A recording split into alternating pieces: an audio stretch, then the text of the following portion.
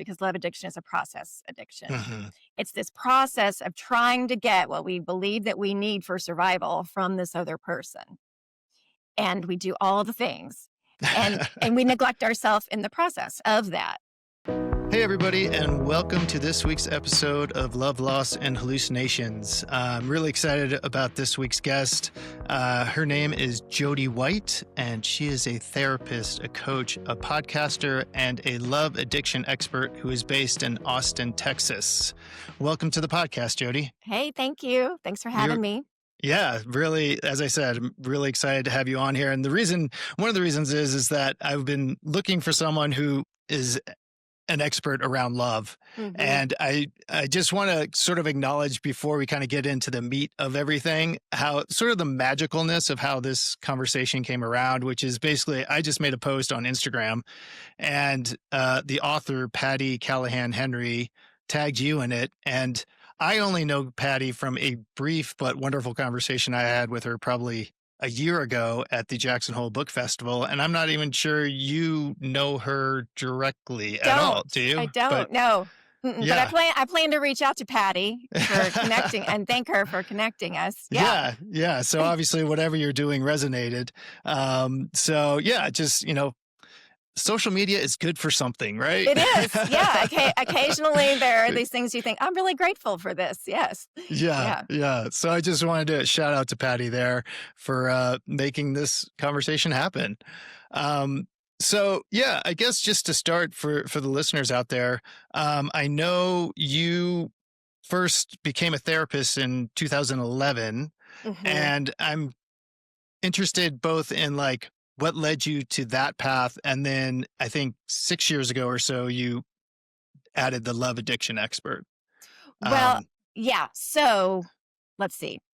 Let me start with that. Okay. Sure. Yeah. So I spent 16 years working in the magazine industry, magazine publishing. So I worked in, technically we call it ad sales for major publications.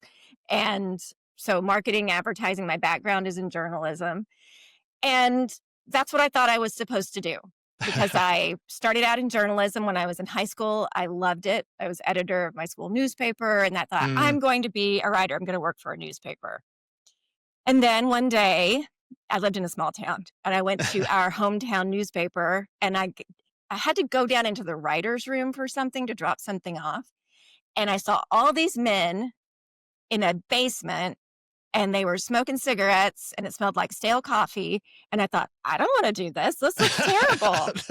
And so, not the right environment. No. So I thought, I know what I'll do. I'll go into advertising. And so I studied advertising in undergrad. And so because you study something in undergrad, that's what you're supposed to do the rest of your life. That's what I thought. That's what they tell you. That's what they tell you.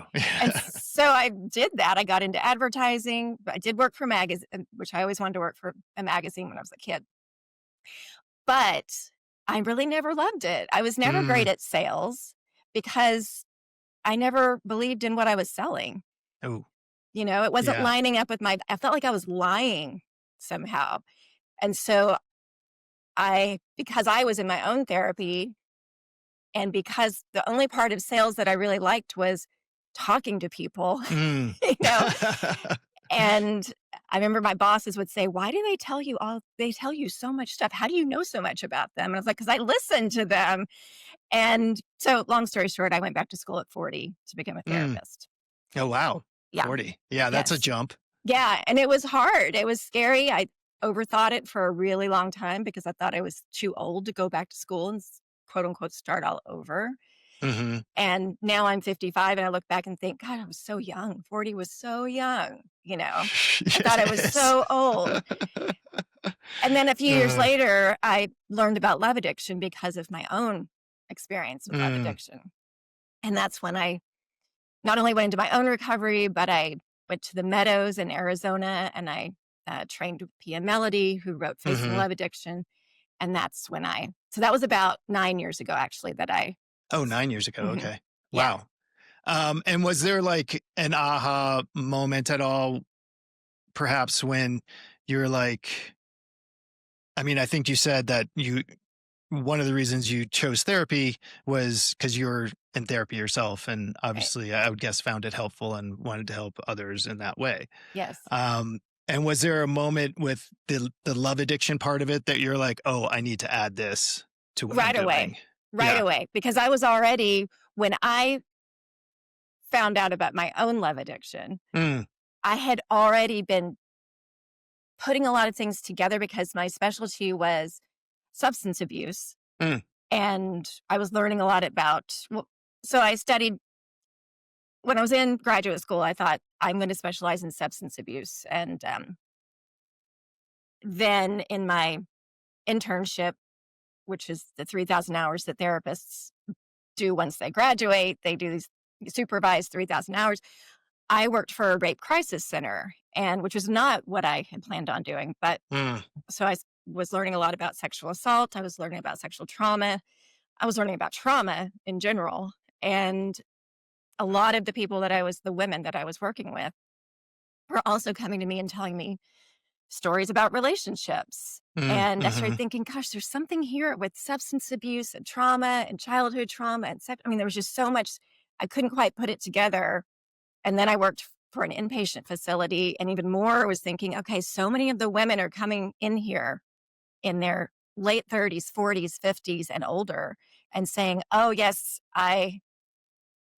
thinking that the big thing was the alcohol use, which it does become a big thing. It's the most obvious problem causing, situation in life Right. sometimes. But when you start to work on that, you realize what's underneath it. And so that's what I was looking at with the women that were coming in. So many of their stories were so similar. Mm, And not only childhood, family of origin stories, but then also just relationship patterns. And so then when I learned about my love addiction, it just went, this is it. It just that's made it. so much sense. And so, yeah, that was, as soon as I learned about my love addiction, I wanted to talk to everybody about it because Yeah. And yeah. how did you learn about yours? So I had been through another breakup that was just like so many other breakups I had Hmm. been through in my life. And I look at love addiction as it ramps up over time. So I Mm, was 46 when I finally went in to a new therapist, and she just happened to specialize in love addiction, and I didn't even know it. And within 20 minutes of meeting with her during that first session, she said, yeah, so here's what's going on. And she and said, this is love addiction. And she explained it to me. And I just thought, oh my gosh, this makes so much sense. This is wow, it.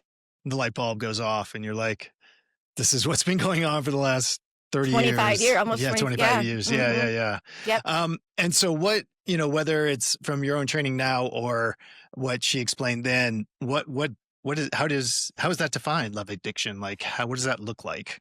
So here's, after 9 years in my own recovery and studying it extensively, here's how I look at love addiction is that Hmm. it is a set of behaviors. And those three symptoms is what Pia Melody would refer to them as symptoms. And it's we um, seek unconditional positive regard from another person in a relationship. And what we're meaning by that is it's that unconditional positive regard, that unwavering love that we should get in childhood Mm, that says, no matter what you do or say to me, I love you no matter what. You are valuable no matter what. I'm not going anywhere. So hmm. it's that love that creates, it's that secure base that we can always return to as small children, right? But if we don't get that consistently or don't get it at all sometimes, we might grow up to seek that in our relationships later in life. But the thing is, healthy, functional adult love comes with boundaries. You Yeah. know, Yeah. It's, you it's an unrealistic expectation from another human adult. 100, Yeah. 100%. But Yeah. it's also clouded with this romantic idea of unconditional love. That Hmm. that's actually something we should expect or look for from someone. But we need to have limits in our relationships, all of our relationships. You want to be with someone who has boundaries, and you want to have boundaries, right? Right. Well, and do you see a difference between like conditions versus like conditional versus boundaries? Yeah. Well, and I think that's a term that we can get stuck on too, like condition. What does it mean to you? And that could be a term that's defined differently by different people, right? Right. And so unconditional is when, if we really broke it down, the romantic notion of unconditional love is no matter what, I'm always going to be here. It is that unconditional positive regard. That's the romantic notion of it, that no matter what, Right. we will stay together no matter what. I'll never leave you, right? That's the romantic notion of it. But Hmm. I think sometimes you could have someone argue, well, you shouldn't have conditions in a relationship, but then define what that means. What are conditions to you? And so, because sometimes you can narrow it down, it's, boundaries. Because Yeah. we can't just speak to someone the way we want to, and we don't want to stick around for someone who treats us however they want to. Yeah. Terribly or abusive or that sort of, those Right. are conditions that are not worth sticking around. Right. And that's why Yeah. limits are better, like limits, boundaries, those are better Right. terms, I think. Right. But Right. the other two symptoms of love addiction are, so there's the expecting the unconditional positive regard from the other person, but then there is we assign too much value to that person, Mm-hmm. put them on a pedestal, make them more valuable than we are, when really in this work, what we look at is everyone is equally inherently valuable. Like Mm. we're not less valuable, we're not more valuable, they aren't less valuable or more valuable. And then the third symptom is that we neglect ourselves in the relationship. Mm. Yeah. So, Yeah, and I feel like it seems, certainly our culture and the way we're brought up and media and everything sort of lends itself to people just falling into love addiction, it sounds like. I mean, the way it's presented in movies and, you know, pretty much everywhere since you're little. right. Yes. The cultural messaging. Yeah. So there's Yeah. if you look at the factors that can contribute to love addiction, it's family of origin. Hmm. So, what message did you receive about yourself from your family of origin? What relationship model did you have in your family? What was Mm. modeled for you? But Hmm. then if you zoom out, you've got the culture, because culture influences the family of origin. So, what was going, culturally speaking, what are those messages? And so, like, if I speak specifically for women, we are taught to be good, to be Mm. lovable, be Hmm. sweet, be caretaking. And that really sets us up not to have boundaries, not to have Right. needs, to put others first. Bending over backwards to Been, make the other person happy and taking care of their needs before your own. yep. And go ahead. Yeah, exactly. Well, and another one of the messages culturally is that in order to be valuable as a woman, you must be partnered, Mm. or someone must desire you, someone must want you. Hmm. Hmm.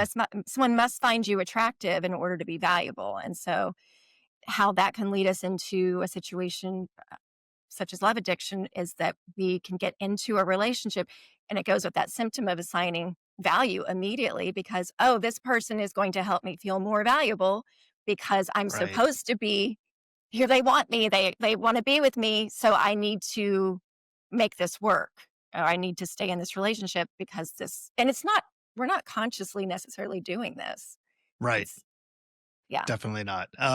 And which, I speaking from my own experience, I have been down that road as well. And where, I totally skewed the boundaries with luckily my wife and I worked through it actually, but it was my current wife and, we separated and I was trying to save the relationship and uh put her on a pedestal and was bending over backwards to take care of her needs, thinking that was going to, somehow bring her back to me and Hmm. trying to prove myself to her by like learning guitar and that sort of thing. And Yeah. just going all in however I could figure it out until it just obviously wasn't working. And so what finally happened? Well, what finally happened was we separated and almost got divorced. And then I went on a vision quest. And then I went to India. And then I ended up going down to Peru. This was like in the mid 2000s. Hmm. So I was like 35 and went down to Peru and did ayahuasca and hung out with Yes. the shamans. And it came down to like just realizing the love was going to be there no matter what I did and no matter what she did, even if we Hmm. got separated and it didn't up together. And it was very much of like realizing this deeper love that was going to exist no matter what, as Hmm. well as like seeing making it very clear, like, oh, wow, like I lost all sense of myself here and I Yeah. need to get that back. Yeah. So we lose ourselves in the relationship because it's Yeah. like, by the way, as you told your story, it was coming back to me that I remember reading about your path to this. And so, yes. So in these relationships, but like like you're talking about, and this is how I do it. It's like we come together, right? Okay. Two people come together.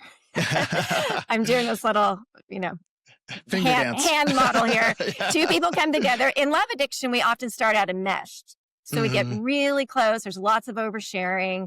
And then one person will get uncomfortable and start to move away. And then the other person starts to follow. And Yes. right. And so the person who's following is moving away from their foundation of self. Yes. And right. And they're doing lots of performing, lots of doing, lots of proving.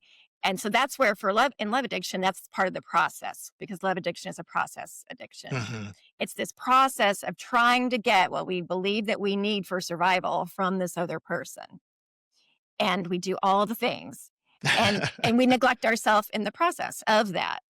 Yeah. And so for you, I love what you're talking about though. It's like you got back to this place of being back to yourself with a capital S, basically. Correct. And then two people can be themselves with each other. Because as long as one person is away from themselves and moving over there, it's hard to have true intimacy or connection because it's hard to be relational. Right. Right. Right. Well, yeah. And I think the other, it was very hard to be relational. And the other component, I think, for me, as the one who is, I guess, the love addict and wanting to hang on to it, was as a man, like what she was needing was a deeper emotional connection and being able to be more vulnerable and share was going on inside of my whole being, which I was just, you know, you were sort of talking about how women were raised earlier, and on the men's side, it's like this stoic, like don't show any emotion thing, which it just sets the whole relationship up for trouble from this get-go that this way. Yeah.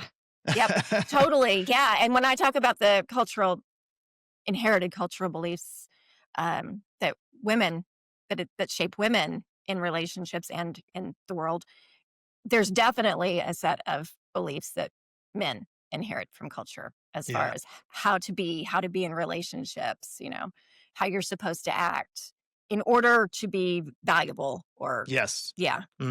Right. Yeah, totally. And I was also just kind of thinking back to one thing you said earlier about, family of origin also plays a role in this. And do you feel, is there, in the work you've done and the people that you work with, does there seem to be like a common family dynamic that kind of feeds into this? So I love Pia Melody's work. She wrote Facing Codependence and Facing Love Addiction. And she passed away recently, but her work changed my life. A lot of pretty much her sole focus was on the family of origin as far as how that shapes us.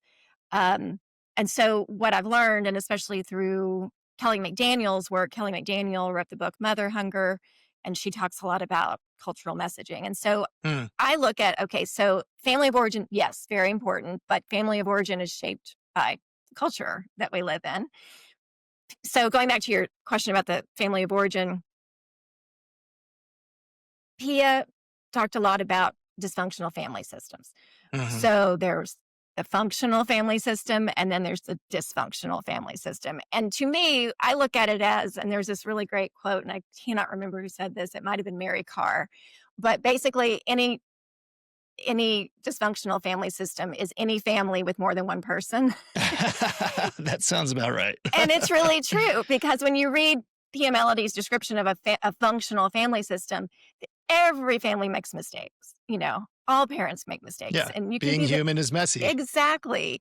And so it's really it comes down to a lot about repair. And but going back to your specific question about, is there any, I really think that the answer is no, because I think that each person has a unique experience in their very unique family of origin.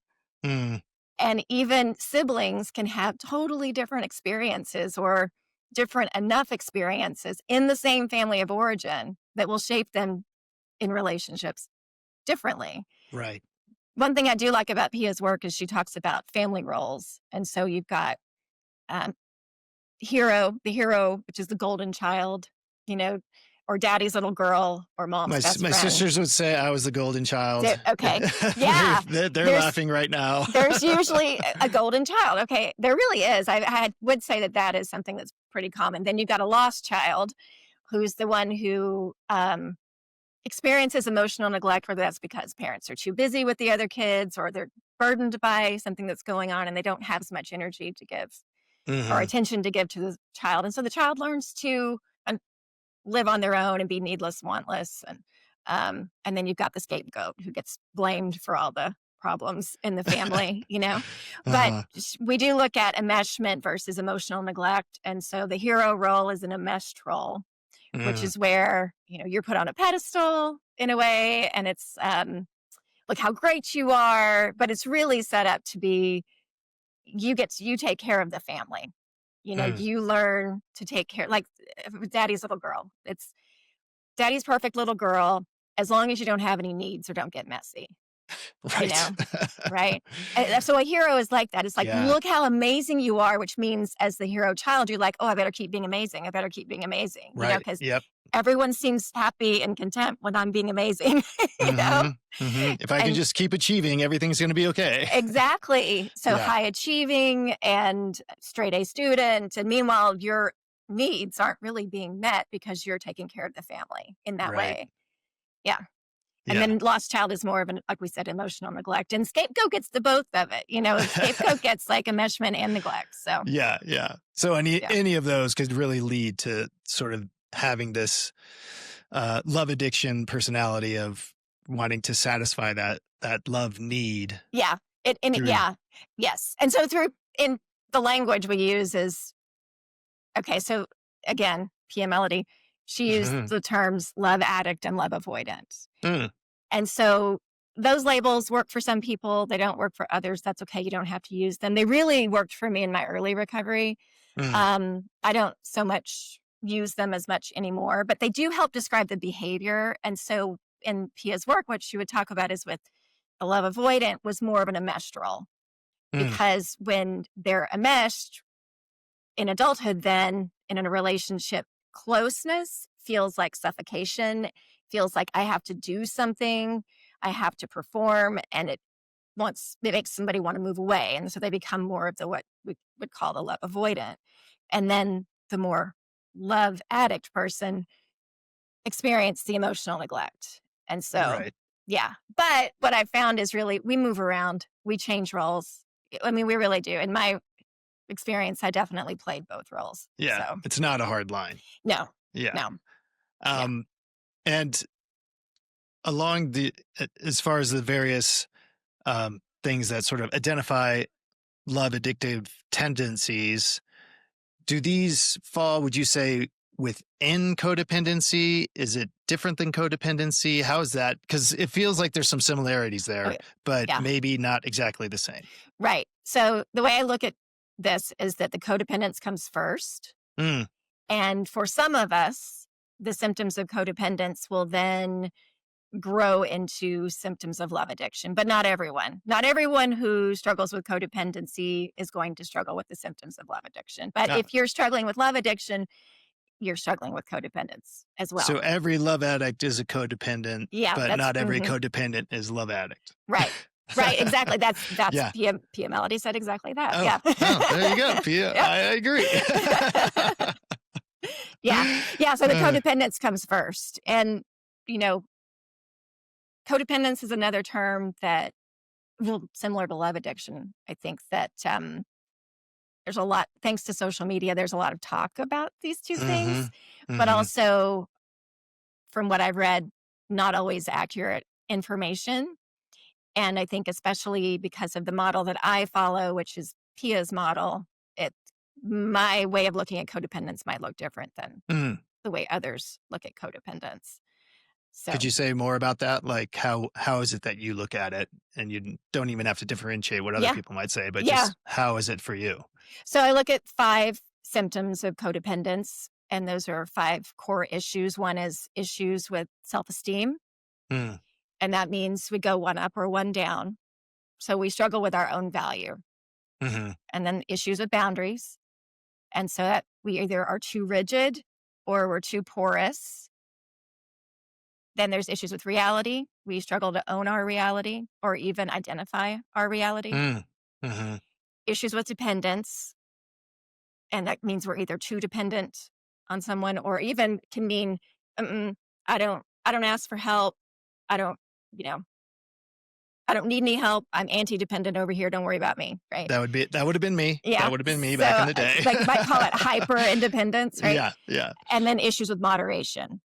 Mm, So those, which I look at now, 9 years into recovery, I look at those as really symptoms of being human mm. because who hasn't struggled Yeah, with yeah. self-esteem or boundaries or an issue with owning their reality or dependence? So, or Yeah. moderation.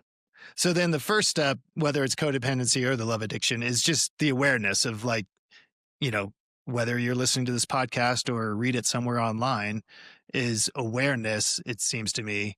And Yeah. then, so whether it's for you or the people you work with, what would like, not the whole plan, but at least the initial steps for recovery look like for a love addict?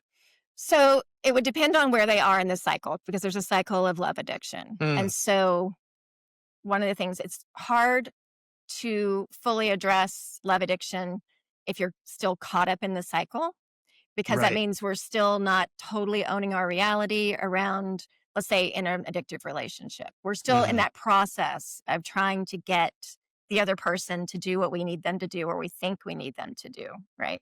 hmm But in that cycle, there's a window often where we, you know, fully come into this place of owning our reality of, okay, something's wrong. This doesn't work. I'm feeling really anxious. I think I should end it, but then we tend to get sucked back into it. But during that small window of, okay, I need to work on this, that's the time that we can really do some work. And that's where I hmm was when I started because I was in Yeah. withdrawal. I was tired of feeling this way. And I was really ready to do some hard work. Um, and so we first get someone stabilized, right? Make sure that they're um, support. So if it's a therapist or a coach who really truly understands love addiction, I really hmm recommend therapy because we do the trauma work ultimately, hmm but also 12-step meetings. So there's SLAA or LAA, which is Love Addicts Anonymous, Codependence Anonymous. mm And so even anyone who doesn't love the idea of 12-step meetings, even attending meetings and hearing people talk about or share their stories can be hmm so helpful when you're questioning, is this love addiction that I'm dealing with? Or because we can feel so alone and there's a Yeah. lot of shame that comes with it too. And so it can be really soothing because I always say your brain is on fire during this time. Yeah. And so to hear other people talk about it, you're like, okay, so I'm not alone in this. Yeah. And there's a lot of wisdom, And wisdom there's amongst all those people. exactly. And Yeah. connection and just the energy that, okay, there's other people. And so support, connection. hmm Um, and then, if you are caught up in the cycle, there's expecting the withdrawal, expecting a detox period, Oh, yeah. which is depending on how far. For me, I had to have support. I do not recommend doing that on your own because, having sp- is very painful. And I'll speak for myself and the people that I've worked for. It be very dysregulating and very disorienting. And so to make sure that you have support, then you start, after you get stabilized, you start doing some family of origin work, which is looking Mm-hmm. at developmentally what happened along your developmental timeline. It's looking at your history so you can understand how you got where you are. You can have more self-compassion. And the self-compassion also helps us as we move forward with Helps with the recovery. self-esteem and Yes. Yep. self-love and Yeah. all those needed necessities. That's a little Yeah, redundant, they are. but That's a good way to say it. yeah. And so would you say, I guess, how am I going to word this? Um, as with other addictions, whether it's alcohol or drugs or whatever, and when you're trying to get yourself off of that addiction, like if you're in a relationship, you realize, oh, I'm a love addict. And have you found that people pretty much have to break out of a relationship to heal this addiction? So the rule of thumb, let's put it that way, is that Hmm. you do not have to. Hmm. I personally did not experience that. And most of the people that I've worked with have had to separate. But I don't believe it has to be that way. It depends on the Hmm. relationship, right? Uh, like, here's why. If you're in an addictive relationship, oftentimes you're in a relationship that once you get through withdrawal and get to the other side of that and get away from the process addiction piece, you realize, oh my gosh, I didn't even like them that much. Or I didn't even, we weren't even a good match. Yeah. Yeah. I, I do not look back on a single relationship that I was in before the one that, uh, let's just say, sent me into recovery. I don't look back on any of those and think, oh, that one was the one that got away, or that's the one Mm, I wish that would have turned out. There's not a single relationship like that. That doesn't mean necessarily somebody might be listening and might think, oh no, this person I've been with for 20 years and we've been in this cycle and we genuinely care about each other. So I don't want to tell anyone what their reality is. But for me, I I had to get out of it, and like I said, I look back on all of those and think, oh, it was all because I had this idea that each person was somebody different than who they were, because that's what we do. We make them into someone that they're mhm. not, and we get attached to the idea of them. Yeah. So then when And we go through detox and we get away from them, we're like, whoa, what was I, so many times, what was I thinking? And I hear that a lot. yeah. Oh, I bet. Yeah. Yeah. Yeah. And I think again, just kind of from my own experience, I mean, I don't think as much as definitely went through the withdrawal when we separated and, she was going to therapy, I was going to therapy and doing, as I said, the other adventures that I kind of put myself on.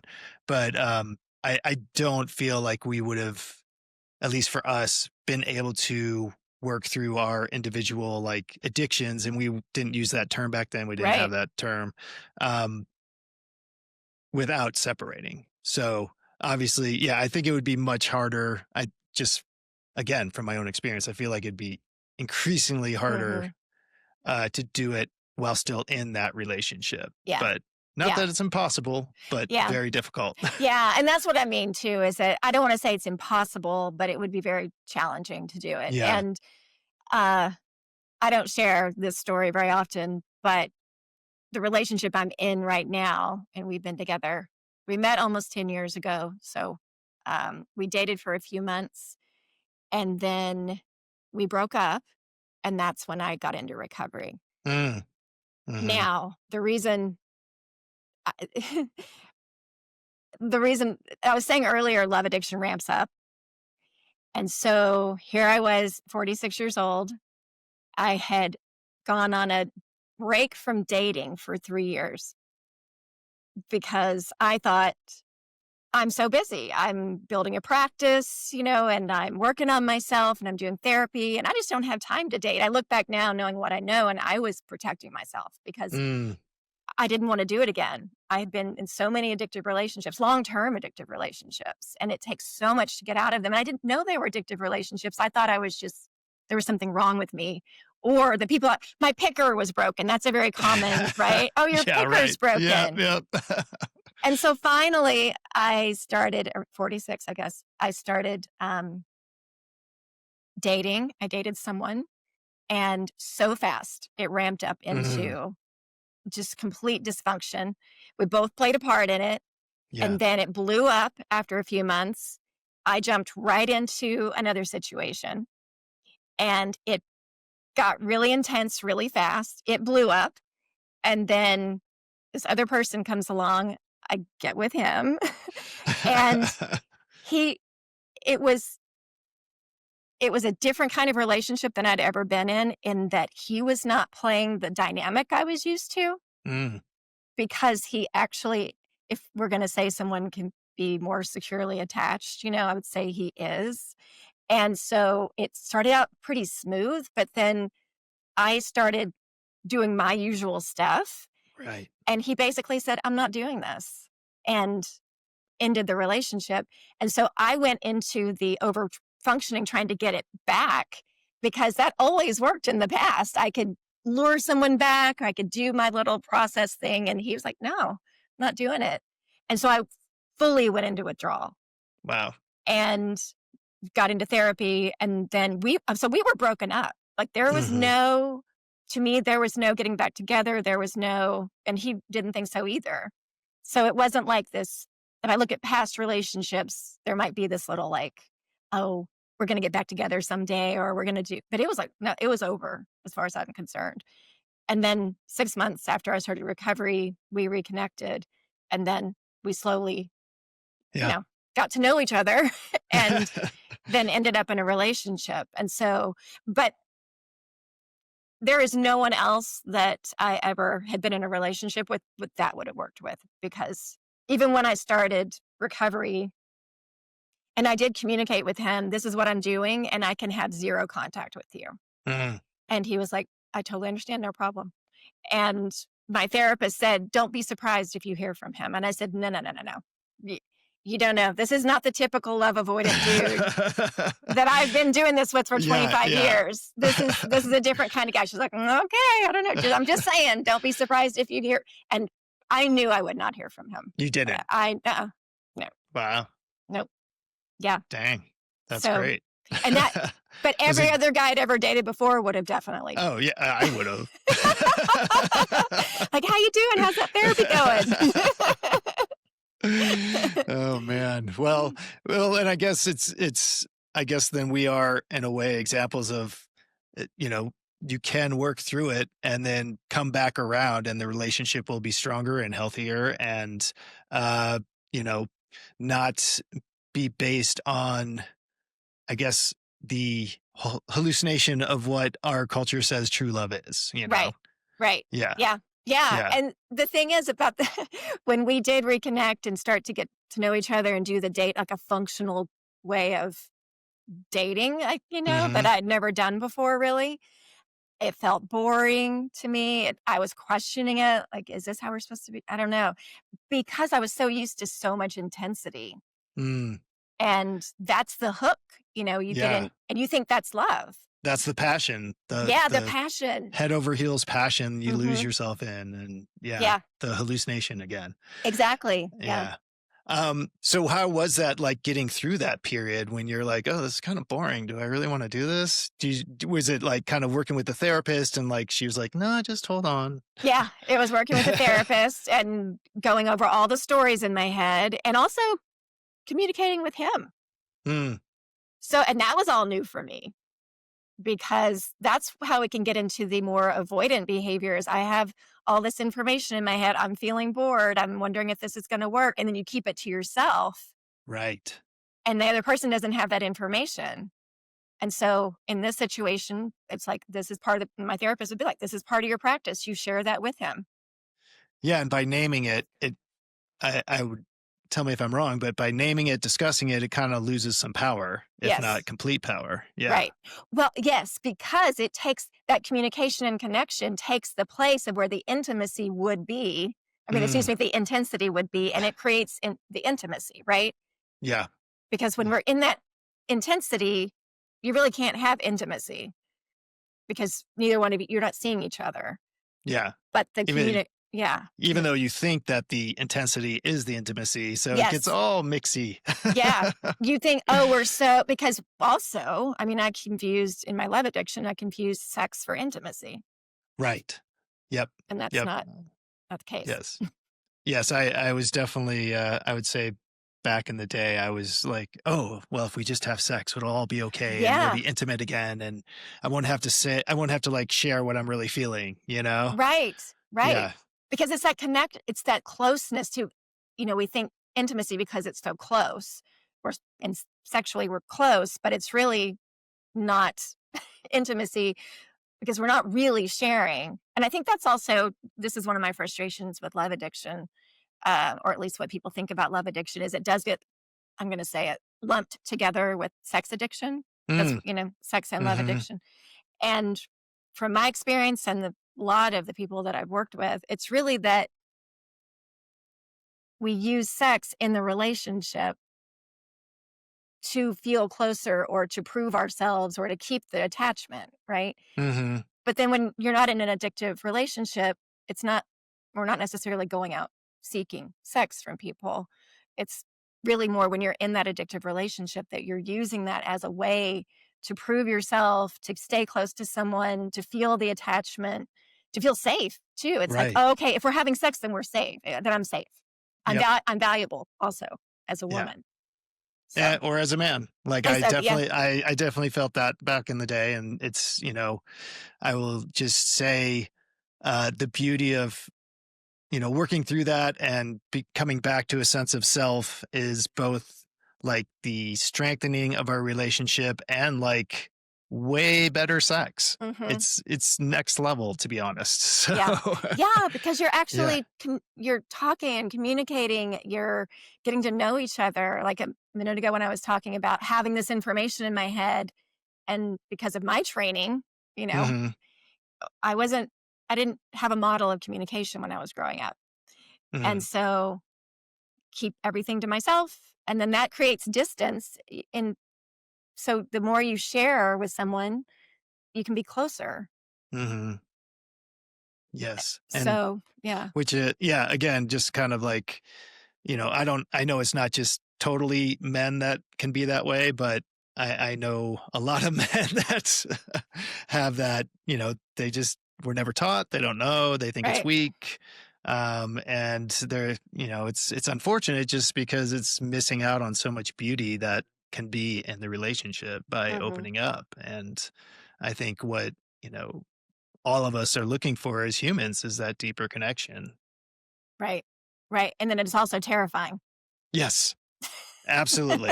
Because to be that deep connection means you actually see me, you're looking at me, Yep, like yep. really seeing me. It's The terrifying. masks are off. Mhm. Yep. Um, you sort of alluded to this earlier, I think, but I know most of your clients are women in this field, in this area. But would you say that, this and I feel like what we've been discussing kind of already affirms this, but I just want to ask it out to put it out there, uh, that all of these sort of love addictive behaviors can show up regardless of sex, regardless of sexual orientation, Yeah. um, across the board. It's just kind of a human messiness, as we said earlier, that we all probably fall Yeah. into at one point or another. Yeah, definitely. Doesn't matter if you're male or female or it also look, this doesn't have to be in a romantic relationship. This can Mm, show up in a platonic relationship. It can show up in a work relationship. Or even your relationship with work. We mm, can we can overvalue the company we work for or the job we have. We can neglect ourselves. We can in mhm. that process of over functioning at work, and we're looking for that bucket to be filled, that of unconditional love or unconditional positive regard by our work, and so that cycle can show up with our work as well.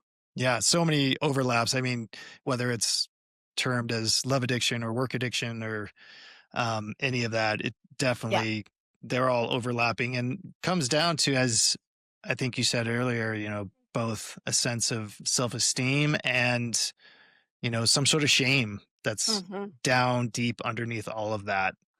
Which I don't know about for you, but like uh I had no idea for the longest time that all of my achieving tendencies and overachieving desires and pushing myself was really based on a sense of like shame and not being good enough. Right. Yeah. So, Yeah. which I don't think a lot in the culture, at least not generally in the culture, like, is that acknowledged? Right. Because everyone puts that on a pedestal. Oh, look what you Hmm. achieved. Yes. Oh, So, totally. Yeah. I mean, mhm. we are raised basically as soon as we start school too. It's all Mhm. about performance and work and schedule, back to back all day long with different classes and running to classes and squeezing in lunch. And I mean, it's just from the time you're in, first grade or even kindergarten, you are conditioned to perform. Yeah. So, Yeah. Perform. And if you don't perform, then you fail, and then society fails, and family fails, and everything falls apart. Right. yeah. That's what Yeah. we're told. Yep. Yeah. As crazy as that is. Um, I'm wondering now, you are both a therapist and a coach.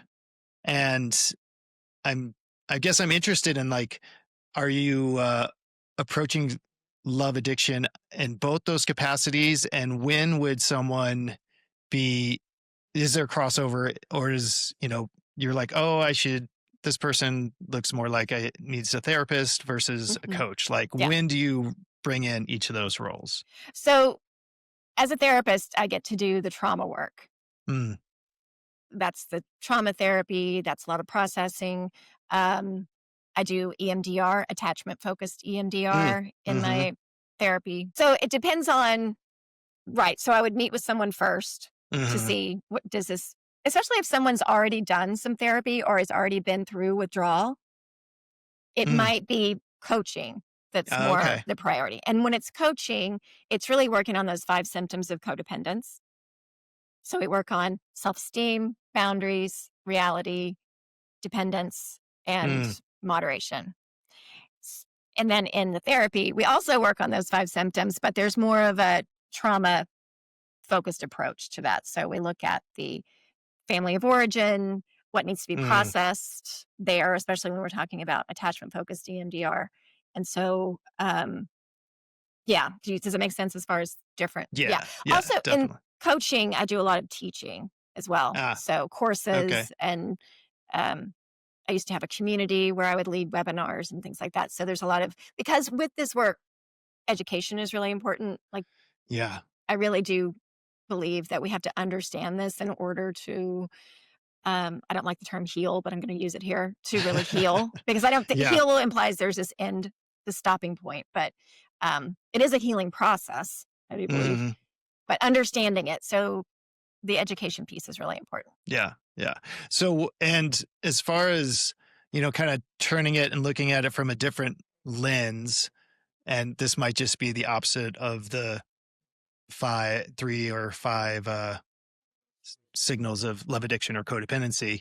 So then what would you say a healthy love looks like in a relationship? Well, I'm going to compare it to what I thought love was. It's totally different. Uh, there's actually this definition. I want to read it because I pulled it up. Mm, great. And I really like this. So this is The Road Less Traveled. Have you read this Mm, book by M. uh, Scott Peck? it's been a while, but yes. Yeah.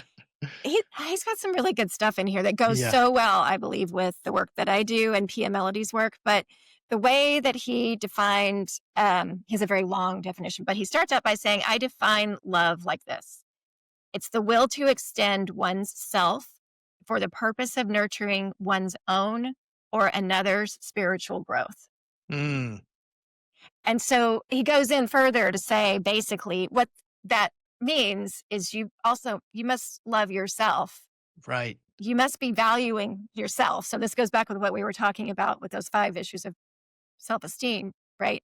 Yeah. In order to love, you've got to be loving yourself. Yep. You've got to be here in your reality, in yourself with a capital S, and give from there and love from there and see the person for who they really are. Hmm.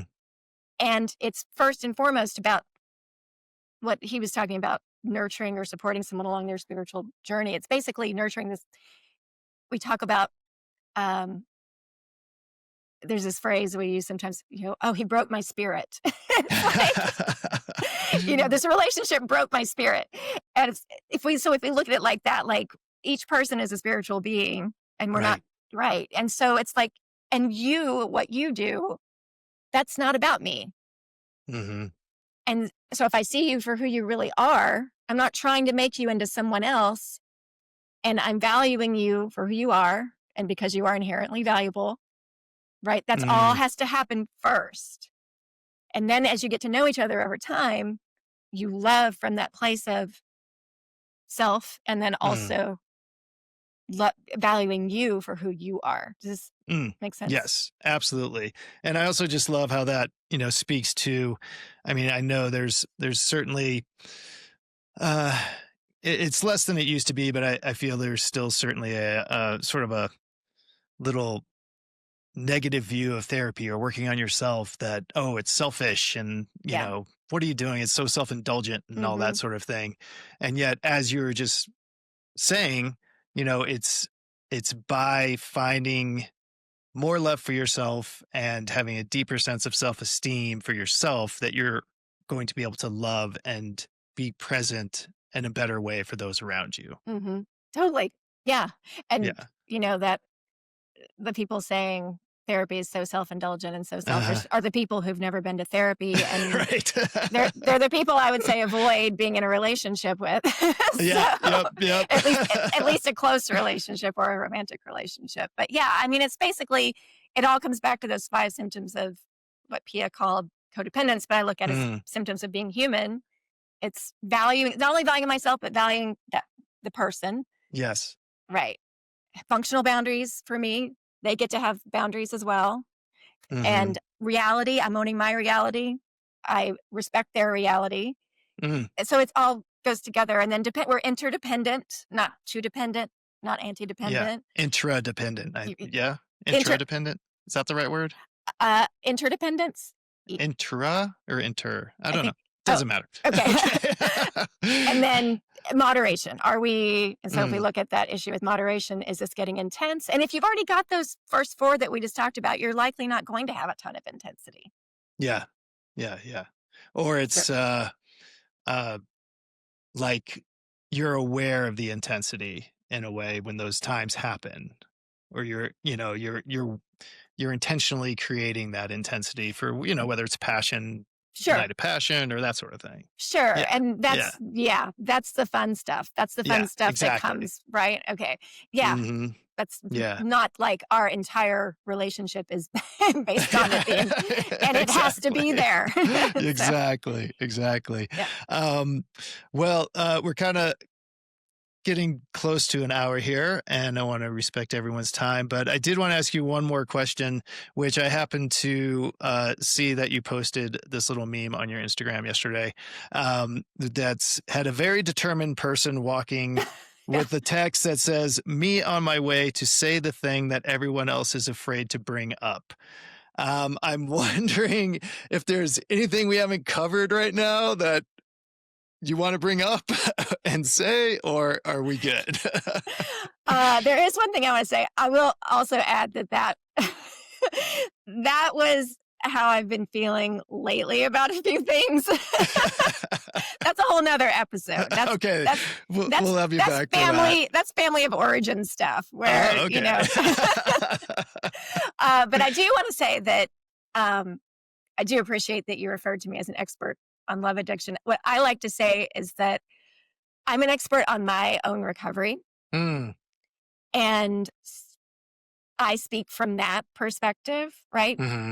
Because I consider myself an expert on my love addiction and my experience and my recovery and what I've learned in my practice working with other women.